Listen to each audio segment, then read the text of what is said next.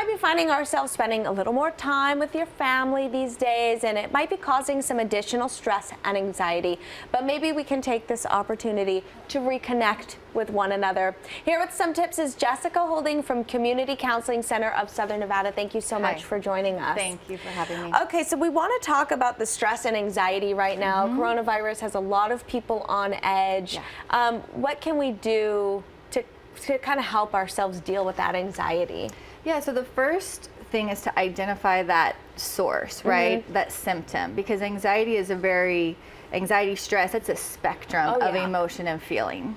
And so if you narrow it down, let's say my symptom is restlessness. Well, then I'm going to think, how do I cope with restlessness? It might not be to read.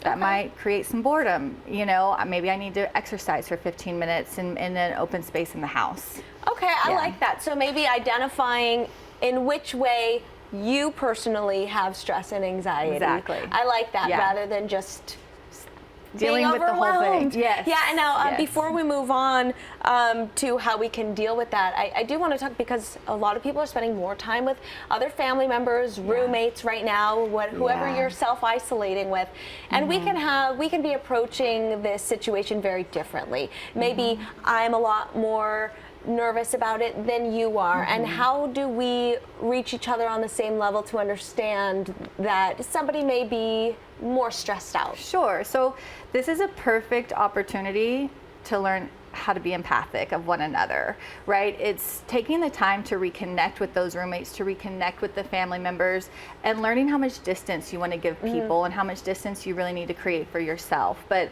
I've always encouraged, practice empathy, understand, slow down a little bit to understand one another. Sure. And how would you recommend we start that conversation with our loved ones on our needs during this situation? Yeah, so my technique is always ask. Okay. Just being open and honest with each other. Don't be fearful or don't be hesitant of the response. Okay. Right?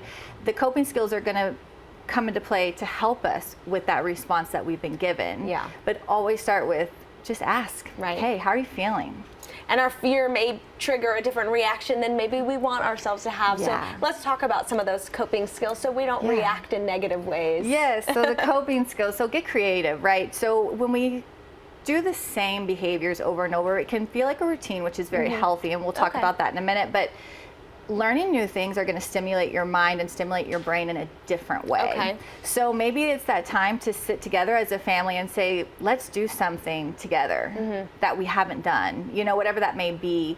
I do say not to rely so much on social media, because that can actually fuel frustration, longing with the situation, right? If we're on somebody's social media page, we might miss that person and then become frustrated that we can't connect with them physically. And so I say be cautious with using technology so much as a coping skill. Okay, and let's talk about that healthy routine. Yeah, so the healthy routine is probably the most important thing that we're going to want to do. Okay.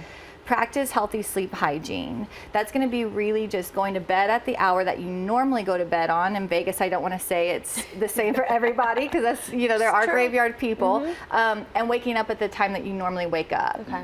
I know with you know, a lot of the groceries, maybe we have just bought a lot of processed food recently to try to stock up. Try to cook it in a healthy way. Try to prepare it in a healthy way, and implement exercise, implement relaxation techniques into that day. Everything is going to come down to the perception of how you see this isolation. Are you going to see it as an opportunity, or are you going to see it as a limitation? Okay, I love those tips so much. And if you can't go to the gym to get that exercise in, there are so many things you can do at home. Just search YouTube. You're going to be sticking around. We're going to be talking about how to talk with your kids about coronavirus without scaring them. For more information on Community Counseling Center of Southern Nevada, you can visit the address on your screen, follow on social media, or call that number.